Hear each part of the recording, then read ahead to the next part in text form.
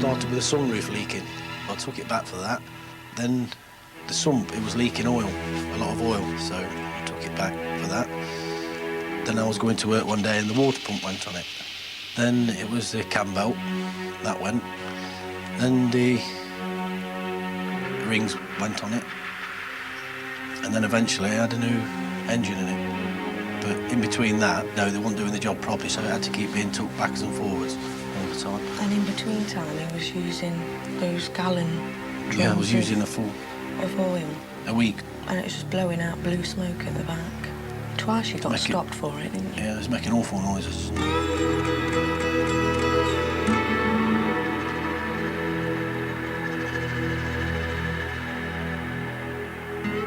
Jason and Laurie Fisher's car, not surprisingly, has just failed its MOT. They're about to find out why. The glasses are all odd, every one, between a 1988 and a 1989 car. Yeah. So one of the glasses is sort of older than the car itself. Right. So to me, you know, suspicious. Right. I suspect that this vehicle's been in serious trouble. Would you like to lift the bonnet and we'll look at the identification plate? They bought it on credit 11 months ago from a dealer in Nottingham. Total cost, just over £3,000.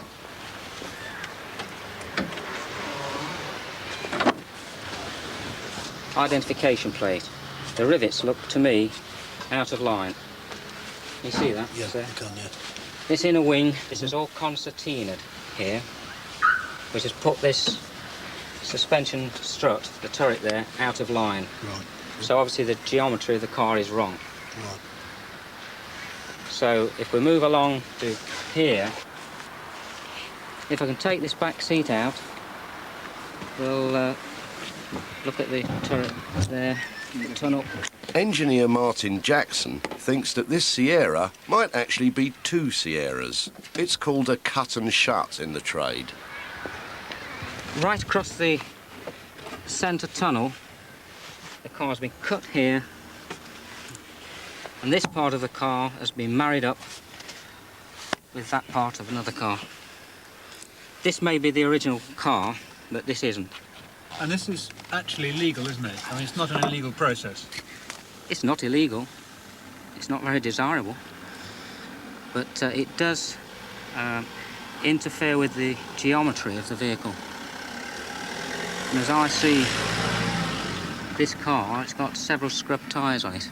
Every tyre is scrubbed in a, you know, which probably proves it's out of true. So I wouldn't be happy driving this at all. Holes.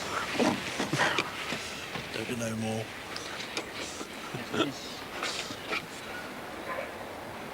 And this car's been cut and shut. Who knows what else they've done? It's got the wrong transmission in. It was an automatic as from the factory. So originally it must have had a rear end impact that shattered the original automatic transmission. That's been now replaced by a manual. It is two cars welded together. It'll never be right. The whole geometry of the car's wrong. Did you feel any heaviness on the steering or anything like that? When when you got to about 50, 60, it used to vibrate. It used to shake a lot, yeah. Yeah. And did it pull to one side or anything like that? It used to pull to the passenger side. Yeah, yeah. And you know, you shouldn't use a car on the road. Is it on hire purchase? No, it's credit, isn't it? Credit sale? Credit, yeah. Oh, that gets more difficult if you I know. Hire purchase, you may have stood a chance. But, it is unroadworthy. I wouldn't use it. Jason and Laurie have stopped their monthly payments to CAC, their finance company, which could put them in trouble. They want the dealer to take the car back so they can get a refund. The dealer gave them a form to sign when they bought the car, saying that it was the subject of an insurance claim. He's now said he'll put it back on the road with a new MOT for £150. An F-plate car shouldn't be like that, and you know it shouldn't be like that. And any other mechanic knows it shouldn't be like that, and the problems I've had with it. I can't do anything until you get in touch with CAC. Yeah, you're not bothered, are you? They buy the vehicle off me. I can't say yay or nay to anything because technically they buy the car off me and sell it to you. So you knew what you was doing then, didn't you? You know knew what it was you're a doing, crap you know. car, got rid of it through them, and then lumbered it on us, knowing that Because we've got you're two knowing that bloody we can't. kids. Yeah, you knowing that we can't do it, or you've got your money and we can't do nothing I about can't it. say yay or nay now. No, because Yeah, you've got touch your the money, CAC. you're not bothered, are you? I'm saying I'll put the car out for 150 quid. Yeah, but the car's illegal. That's what we've been told. As per that fella you showed me, we're all good to that failure. Put it back to the MOT station, they'll pass it, and we'll charge them £50 for it. They said it's fit for the road then, haven't they? They put 12 months MOT on it. Apparently, it's not. I mean, it is welded from that side to that side. It's been cut on both. Well, whatever. On both. I mean, they failed on that. We'll work to their failure. We'll get 12 months MOT for you, as per that failure. So it's only. I've only been driving it 11 months. I can't say yay or nay. It's up to the finance. I've only been driving it 11 months, right? And it's in the state I that it can't is take in that that. car off you now. Give you another one because it's the finance company's car until you've paid for it. I can't do that. You could sell 10 cars like that, and then you've got your money, so you're not bothered. I'm trying to keep you happy. For another year's running, under 50 quid. What, bet. we paid £3,000 for it? And I you're could have trying to keep gone me in the happy? paper. I've had my kids in the back of that pissing car. What you're saying is you're not prepared to help me in any other way. You just I've got to give you another 150 quid. Yeah. Is that it? Yeah. It's not my car. It's the finance company's. Yeah. I can't do it. You get in touch with the finance company and see what they say.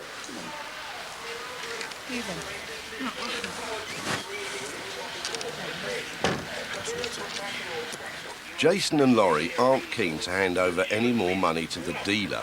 Their only hope is to ask trading standards to take up their case with him and the finance company. It's not the first time this dealer's been investigated. They've driven 10,000 miles in a car that could be a death trap, but their chances of getting any money back are slim. I wanted to kill him. I wanted to kill him. Oh, boy.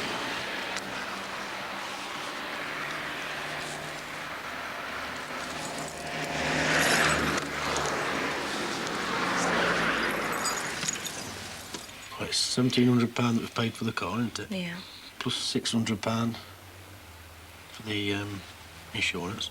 £120 for 2 services. That's right, easy charges for services as well. Yeah. He didn't do nothing on. You naturally assume getting it from a garage like that it's going to be okay. I mean, in hindsight, I wish now we'd paid somebody to go and check it over. It would have been worth doing. But you don't think, do you? Putting 2 cars together, it's not safe, is it? At the end of the day. It's not safe for anybody. There should be a law against it, yeah. We love cars in Britain. Of the 22 million on our roads, 6 million used cars change hands every year. It's big business, worth billions. But buying second-hand can be a lottery. There are few guarantees of safety and reliability.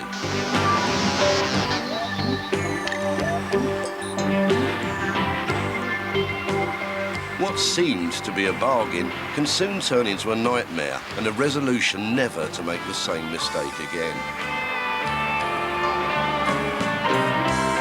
But most people can't afford to buy new. They're forced to scour the local papers for a good deal or step into the kingdom of the second-hand car dealer. This is Chris Fulke-Greville, who sells cars from outside his house. This is one I've just taken in. Now, that's a Renault, and it's a 21 GTX. You've got power steering, electric windows, electric sunroof, central locking, 5-door hatchback, rear headrest, velour, stereo. It's only done 60,000 miles. That is a very nice car. I've got that up for £3,995. Now, I could allow you about £500 or £600 on your car. £750. Well, I'll have a look at it, and then we'll. It's worth £750. Well, we'll come down and have a look at it for you. Trade it up. Yeah. Well, that's the sort of car which I could offer you. Nice, yeah. I do quite well out of the motor trade. I turn over about 1,200,000 a year. But I work very hard at it, 7 days a week. I have to sell 30 a month. Probably 10 a month to pay my overheads. And then the rest of that is clear sailing in progression of my business. I'll take you out for a drive and show you everything around. Over 10 years ago, we done an operation called Operation Snapshot, where we bought all the local papers and then responded to adverts. Because I was new to the department, I was sent round to see Mr. Greville in all innocence.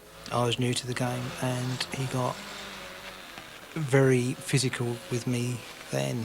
And then it turned out he'd been known to us for a number of years for clocking vehicles, misdescribing vehicles in respect of the history, how many owners they've had, whether the vehicle had been involved in various accidents before, etc.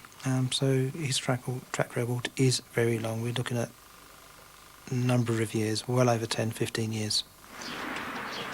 Frances Alcock is ready to haggle over the part exchange price of her Peugeot estate car.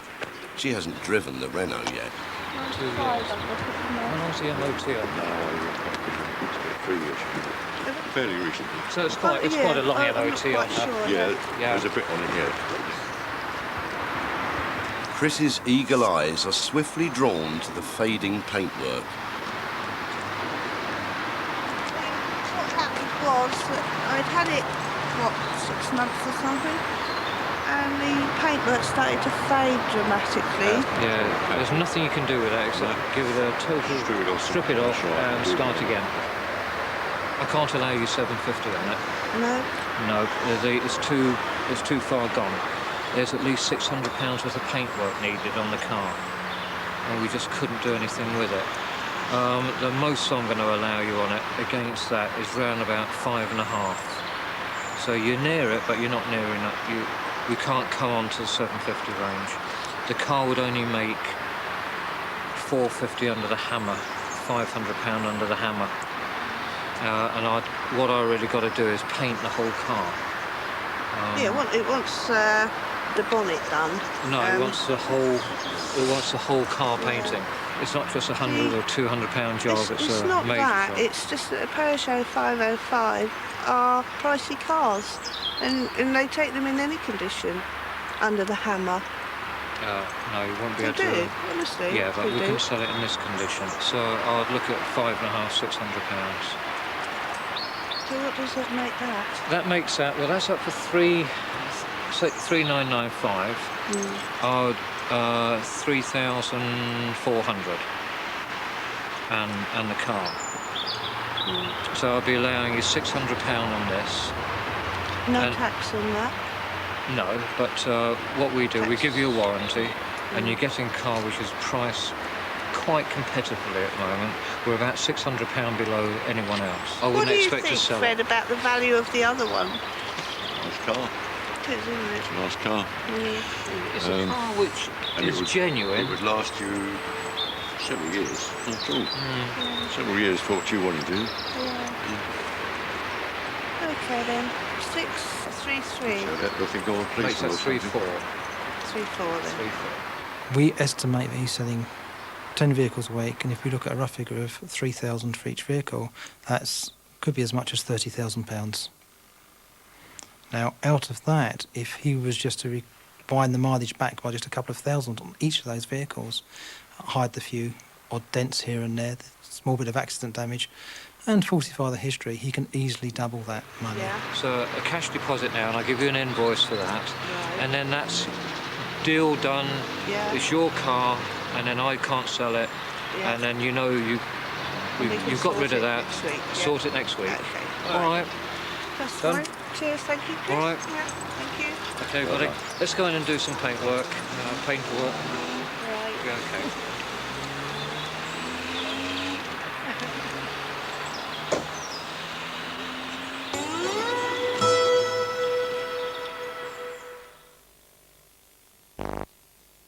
Darling, I hope we get a... A day and probably another sale for second-hand car dealer Chris Fulke-Greville. Right, that's the one. Yeah, that's it. It's a 95 model. It's a 1.5 MVI. You've got a full 5-seater. No, I'll drive you around. Carmen Vincent has asked to see this car in her lunch hour, and Chris is happy to take it round to her office. He wants £5,900 for it. For her first spin in the car, Carmen wants Chris to drive. Yeah, I do.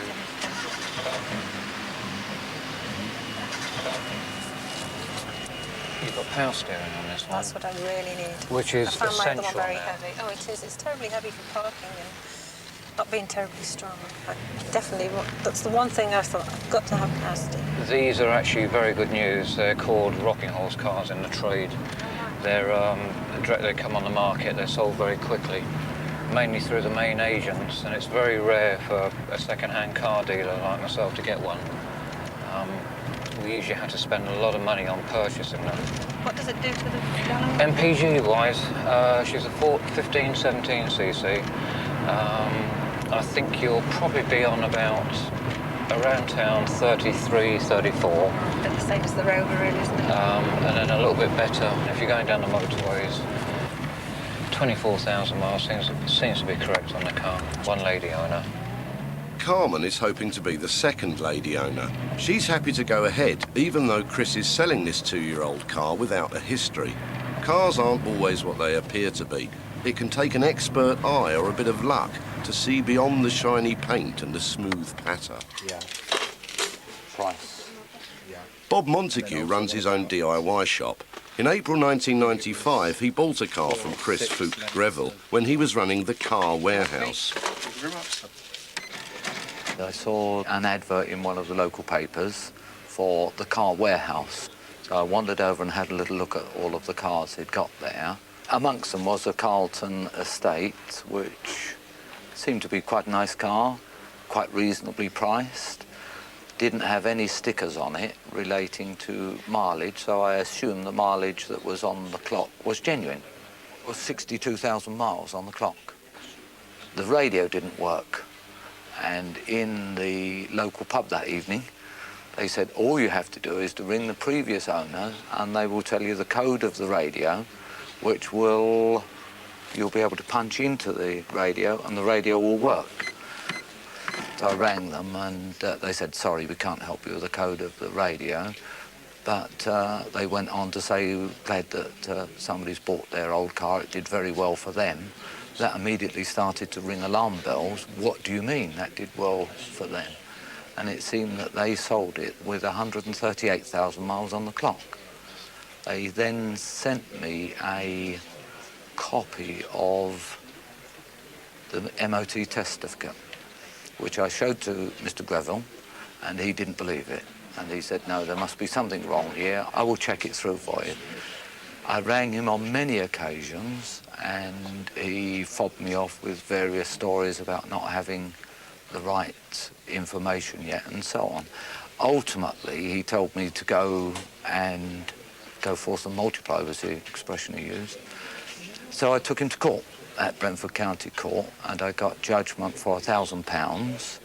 He did nothing about that at all, so I then contacted the bailiffs and paid more money.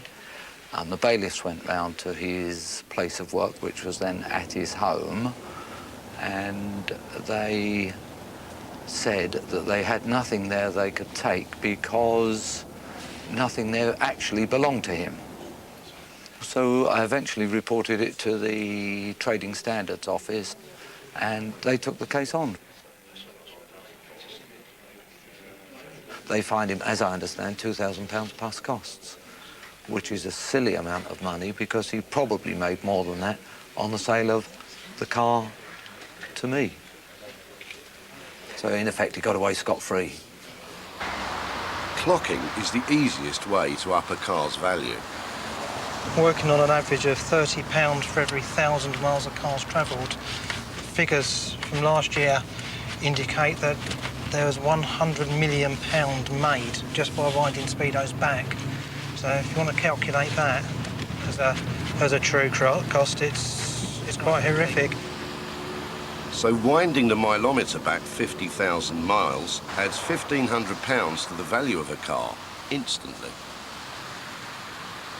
No, I've clocked cars. I suppose I've clocked 15, 20 cars in my life, going back over a series of years, and I've been fined for several clockings. I wouldn't do it now. I haven't done it for 5 or 6 years. Most of the motor trade have been on the same ladder, same rung as a ladder. Everyone used to do it, but the bona fide traders cannot do it anymore. They cannot afford to do it. So we have to be fairly clean in what we do. I'll check by the chassis number. So you've got central locking. Yeah. No. Carmen Vincent's decided to buy the car.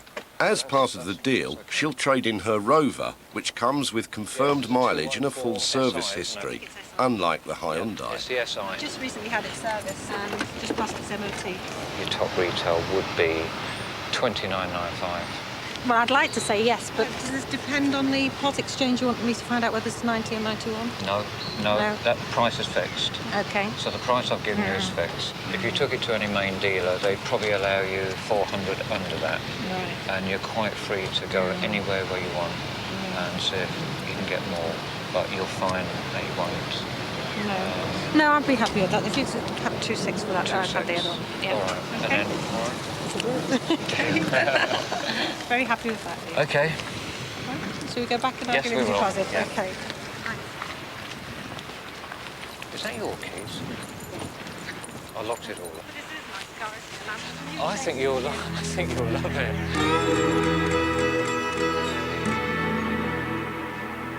Back in Nottingham, Jason and Laurie Fisher have had their new baby, but they've still got their cut and shut Sierra. They can't drive it, they can't sell it, they can't even give it away.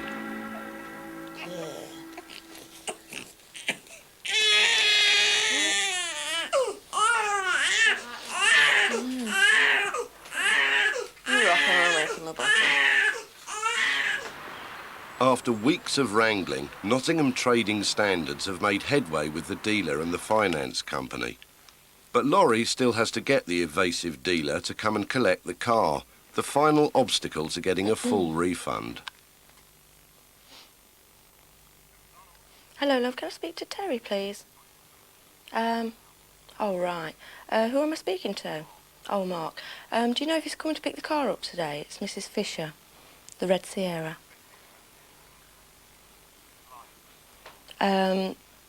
The one that's going back. That's right, yes.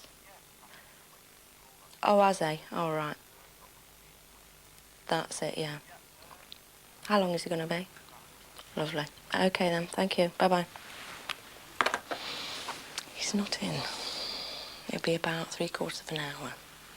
And they're definitely coming to pick the car up today, and that was Mark that I spoke to, one of the mechanics, and he says that he's bringing the money, the £200, so hopefully he'll be here. He's just waiting. The £200 is half of their original deposit on the car.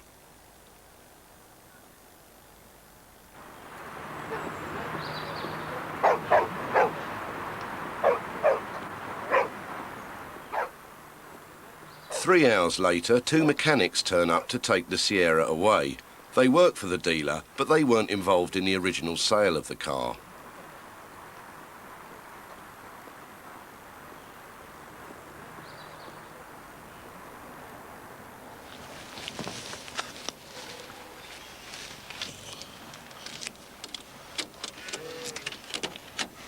You're driving this? Where'd you go? It's not he don't go, mate. He was fucking locking us out. It's up to you if you want to drive it. It's up to you, mate. Brakes, mate. Yeah. Just. Yeah, it might not start because I took it out garage yesterday. Okay. Like your stereo? No, it's knackered anyway.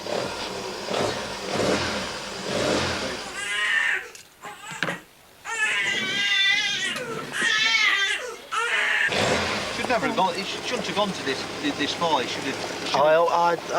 I've been there before you started, and I've been there no end of times and asked him if he'd change the car, if he'd sort something out with me. What do you do when you pay all that money for it? What are you going to do now? Buy something from somewhere else? Yeah, I've got to get a bank loan now, so get me send another one like. Where do I sign it? Anyway. Just sign it at the bottom. Do both copies. What, so he just sent you down, or did you pick it up and that's it, like? Yeah.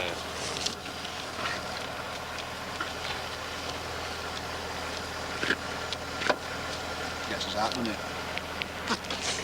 So that's one way of looking at it. I just live up here. Just live on Willow Hill. I don't know, can't I? Mind if you just check this, because I know what you cost told me. What's the idea of the 200 quid then? We paid £400 deposit. Because I had a Manta, and the part exchange at Fleece, he gave me 400 quid for my Manta. And it should have been 400. I could have pressed for 400 quid, you know what I mean? Because he agreed with the finance company. As soon as I had 10,000 mile out of the car, we agreed that we'd take 200 quid. For £200. So we've just got to wait for the payments back from the finance company now. You're giving it your back? Yeah. But that's whether your boss, Terry, pays the finance company. We have to wait for Terry to pay the finance company and then... Well, he'll pay him. He'll pay him. He has to. Because he's put it down on there. Well, that's right, yeah, I mean, yeah. We've had confirmation anyway, They so... pressure him anyway, as well. Would they? They'll pressure him to the payment. All right. Right, OK, thank you. No, I took it all out. All right. Thanks. There is people out there that will be fooled, like we were. If you don't know anything about a car, he's got the patter, hasn't he? He knows how to sell. I think it's atrocious. And he should be done for it. But he'll get away. He does every time. Good fine and that's it. He'll trade again. It's just unfortunate if people like us buy the car and then have an accident. Just unfortunate somebody's killed, isn't it? Mm. We weren't expecting any money back, so I think it's a bonus that we are getting the money back. We didn't think we stood... If it wouldn't have been for trading standards, we wouldn't have got... No, we wouldn't have anything. The Fishers have now got all their money back and they've bought another Ford Sierra, this time after an AA check.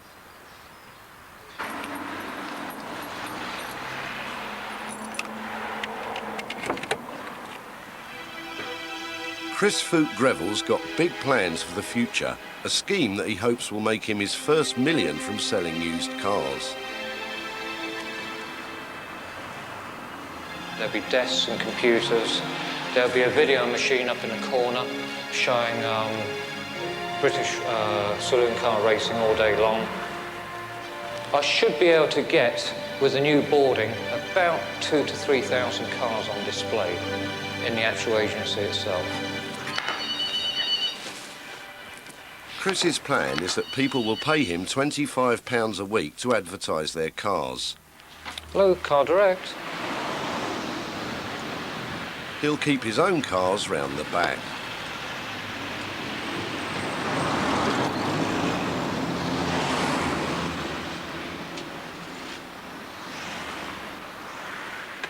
That's the shop, and then we're going through into what will be the future car sales yard. This is all rough and ready at the moment. We're just surfacing it.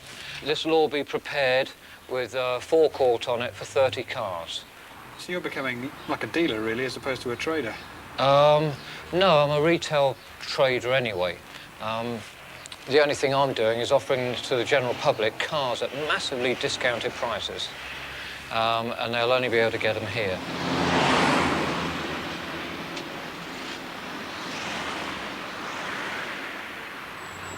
There's trouble with the sale of the red Hyundai. Carmen Vincent has pulled out of the deal at the last minute.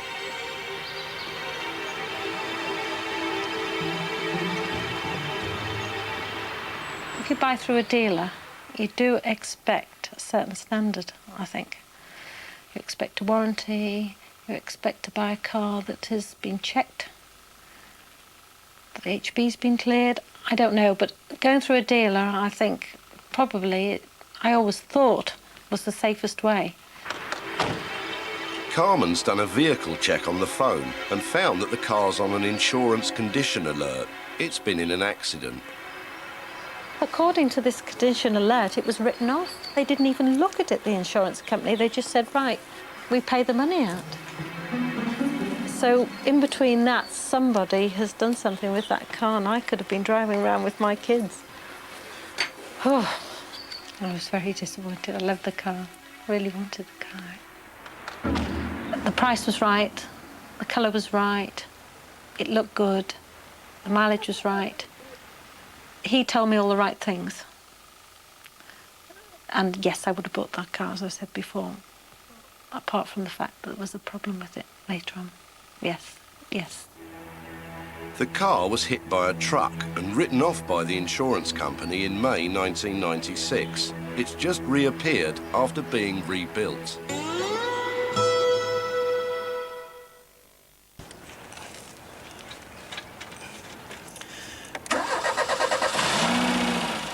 Francis Alcock's got car trouble.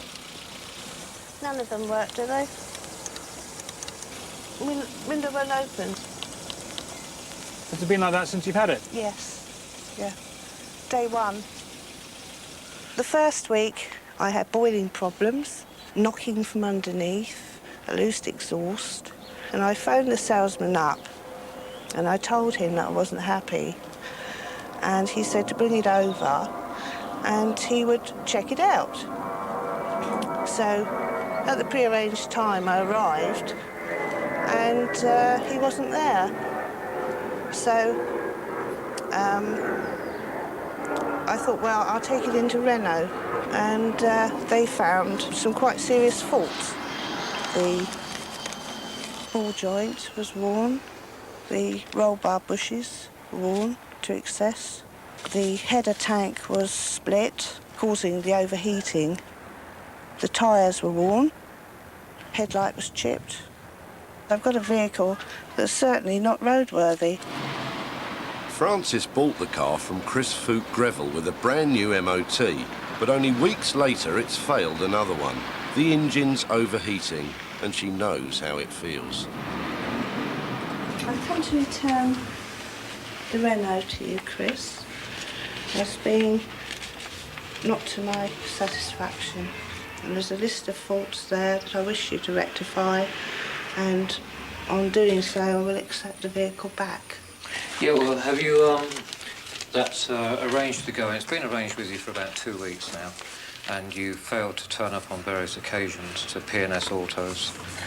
So if you can take your vehicle down to P&S Autos, and then we'll rectify the faults. I've brought the car back to you, and I expect that you shall take it over and get the repairs done to my satisfaction.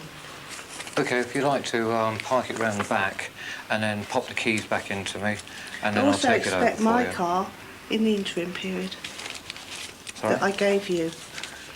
No, that's not possible without prior arrangement. I suggest you take the car down to P&S Autos, like we arranged. No, like you we arranged. And I've told you that I'm not willing to go to some place that I have no knowledge of to leave the car there and find my own way back. I'm just not doing it. But you've already been down there, Mrs. Alcock. No, I haven't. You've been phoning up P&S Autos fairly regularly, haven't you? No. I phoned them to see if you had made any arrangement, as you told me, for the car to go in. You also told me that you would expect the mechanic to actually drive me home. No, you just contradicted yourself. I do think that you're, I do think you're misleading yourself. You have a car lot here with cars that are ready for sale, and you haven't got one that I can use while you're getting Not without mine done. prior appointment. And the car that we're going to lend you as a courtesy car, which is out in the goodness of my own heart, is down at the workshop waiting for you to drive your vehicle down to be repaired and rectified, and then you can make your way back from Chertsey to Walton Bridge, which is just down the road. and you haven't done it. You've already breached your agreement by taking that vehicle to be inspected by an independent engineer, and that independent engineer has already put a screwdriver through the CV joint, and we're having that inspected by the inspectorate tomorrow. So one of the faults on it was not caused by anyone but somebody who you designated to inspect the vehicle for you, the Renault dealership.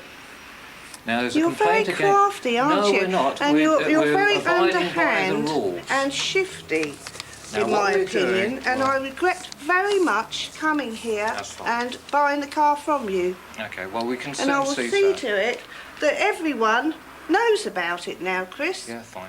All right? Yeah. You have dealt with me shabbily from the word go. Well, I've told you the faults that it had. You've done nothing about it except tell me that my driving was responsible. Now you're telling me that the MOT inspector has put a screwdriver through No, the joint. the Renault dealership mechanic No. put a screwdriver Never. through the CV I was joint. there actually in the facility with Madam, witnesses watching. The MOT inspector has already told our service department that there's a screwdriver hole through the CV. That was not there before. Now, That was there before. what you're doing, and running Renault around from here to actually there, will the have best thing you- for you to do is just to cool down, take the car down to the mechanics, right, we will rectify any faults that we deem necessary, and you'll be on your way. Now, if you have a go at me anymore, then I'll just say to my mechanic, no more. Now, I'm leaving the car here. well, you and can, if that you is leave it your on double affair. yellow lines, you've already broken the law straight away by leaving it on double It's yellow your lines. responsibility. I've returned it to you. That has been returned to you as substandard, and I will not accept it back until the repairs are done. And you might have to wait a And long I shall time then. also send you a bill for my personal expenses. Whatever it takes, it will be done for you. Thank you. If you'd just like to pop it over to the road and park it legally for us, and then pop the keys back to us. 5 minutes later, Frances has parked the car. She just wants to get home. Bum, bum, bum, bum, bum. What I'll do, where have you got to go to, Mrs. Alcott? Weybridge. Weybridge. Right, what I'll do is I'll ring up the taxi cab for you.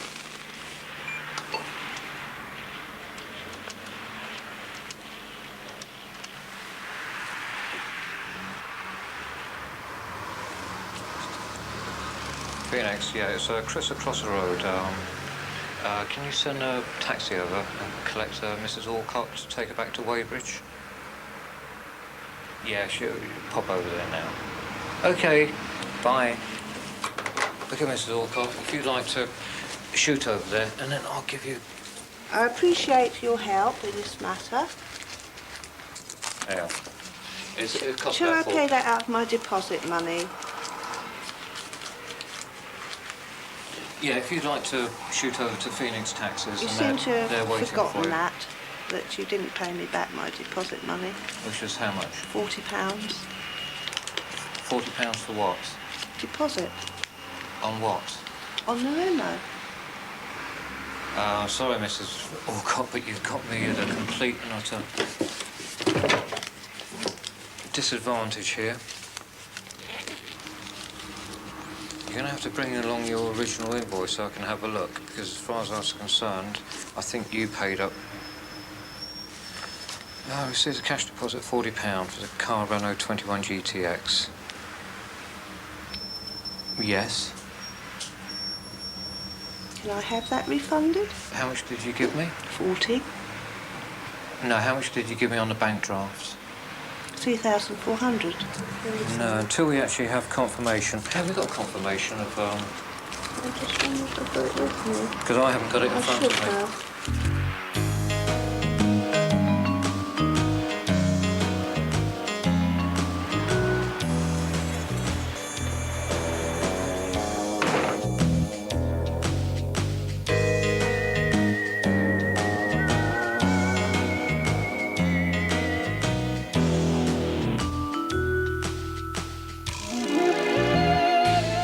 Car trouble strikes at any time, anywhere. With all the horror stories surrounding second-hand car dealers, Brian Frew thought he was safe buying new. He drove just 8,000 miles in his Vauxhall Monterey, then the nightmare began. He's been locked in dispute with the garage that was supposed to fix it ever since.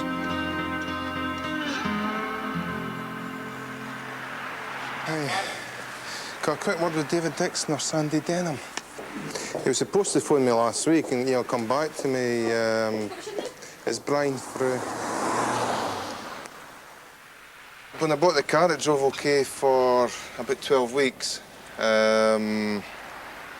Then one night on the way home, there was smoke started to pour out the exhaust. The engine revs shot up. I mean, the engine was actually screaming its head off. After 30 seconds or so, I managed to stall the car, and that was the only way I could get the engine to cut off.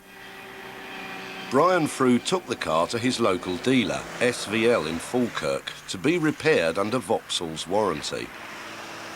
I was assured it had been thoroughly tested and I'd have no problems with it.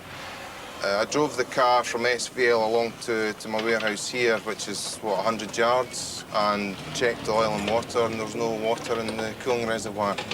It was losing water. Took the car back and asked them, what's happening? SVL checked the engine's cooling system and gave the Monterey back, saying that all was well. Took the car down to Berwick. Now, I checked oil and water before I left that morning. I got probably about 100 miles down the road and the car started to overheat. And that was me stranded for 6.5 hours. And was off the road for another fortnight. During that fortnight, the car was repaired again and returned again. I was going along the motorway, probably sitting about 70-odd mile an hour, then the whole car started to judder. It was as though the wheels went out of balance. A few seconds later, there was a loud bang from the engine compartment and the car ground to a halt. The engine had exploded, scattering debris all over the road. A new car reduced to a wreck in just 6 months. And this is how it was returned to me six months down the line, with the engine in the boot. This is exactly how the car was returned to me. SVL couldn't fix the engine, so they put it in the boot. They weren't just content with throwing it in the boot. Part of the engine was put in the back seat as well. So what's under the bonnet then? Not a lot.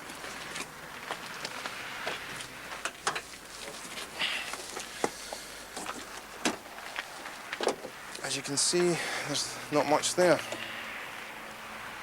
What they've done to my car is nothing short of vandalism.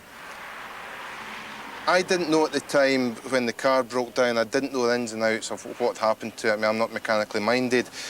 I instructed 3 engineers to do reports, and once I got the reports back, it became clear that a lot of my problems are due to SVL.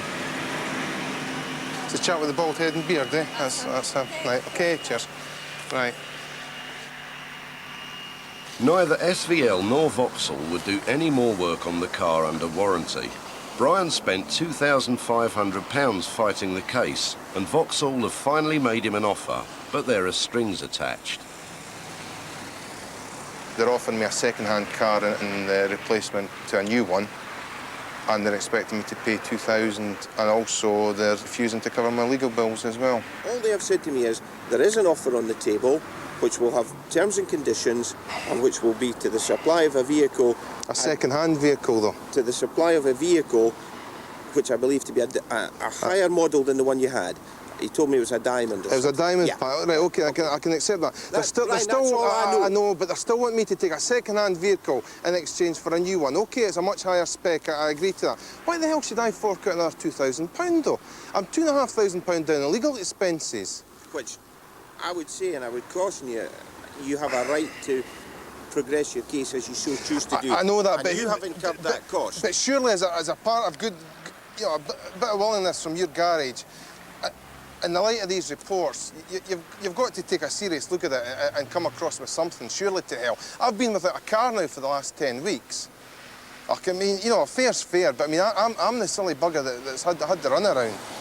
Most of the reports say that SVL has been negligent in the repair. Now, come on, You don't expect me, honestly, to walk away and lose money on that when I've got evidence like that. I'll not take Vauxhall to court because of obviously the costs involved, but have a bloody good go at SVL. No, you're perfectly Look, no one wins. Come on, you know that. I know that. No one wins. It wasn't until the media got involved that Vauxhall started to take an interest. What car were here, and within 2 hours, Vauxhall phoned me and said, come on, look, enough's enough, let's come to a compromise. At one point, Vauxhall tried to blame Brian's driving for the succession of breakdowns, but they have now given him his money back, apart from his legal costs. It's the great opening party at Chris Fulke-Greville's new shop. Time to impress his friends with his new money-making venture. I'm always looking for openings, especially with a new shop, but that's a completely new venture, and it's what will appeal to the general public, because I'm going to give them a service which they can't get anywhere else. So even if they don't like the motor traders, they're going to have to come to me to sell the vehicle. Come and see us tomorrow, whatever. Yeah, it's just round the back. Well, it's an open evening tonight. You can just come in for free drinks and a buffet. Yeah, go and help yourself. And I'll see you tomorrow. All right. In here tonight, I sold 3 cars. Really? I took £1,000 deposit, a £300 deposit, and a £100 deposit. What, off here? Yeah. Off the pictures? Yeah, off the pictures. Oh, Ken. Well, mate, what do you want to drink? It's wine. There's a beers down there. Oh, Bud Ice. Sounds good to me. Foster's. Hello. How do? Hello. Well, say you had a car for sale. You bring it around the back. I'll take a colour photograph of that with a description. You then go into all my block adverts in the Thames Valley Trader, Informer, Leader, Herald. Yeah, all of them. Plus, people can still come in and have a look up on the board as well. £25 a week. That's the cheapest advertising in the country. Is it? Yeah.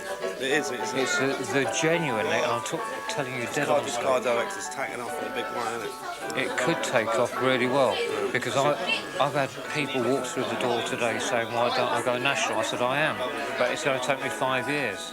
Self-financing. What I've done, I put up all my cars to make it look busy, but I've sold a few, and so I put sold on, and then people walk in and they go, oh, that's right. Now some people say, sir, what I'm doing, I'm shuffling the deck, and I'm moving it around, and I hold about £250,000 worth of stock, and then I'm just playing with the figures at the moment. I'm still earning.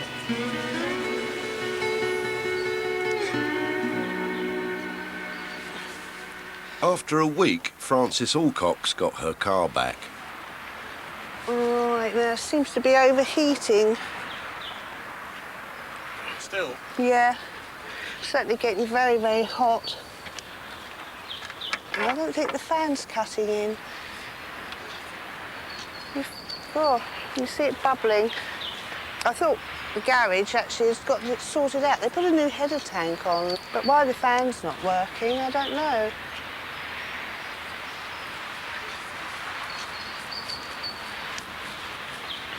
He's had it a week already, and, you know, I'm without a car, and I really thought everything was going to be done.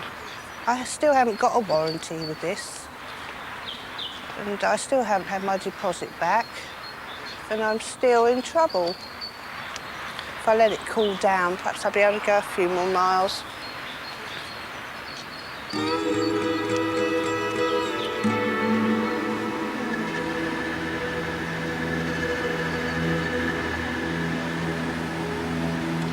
It's got back to normal now.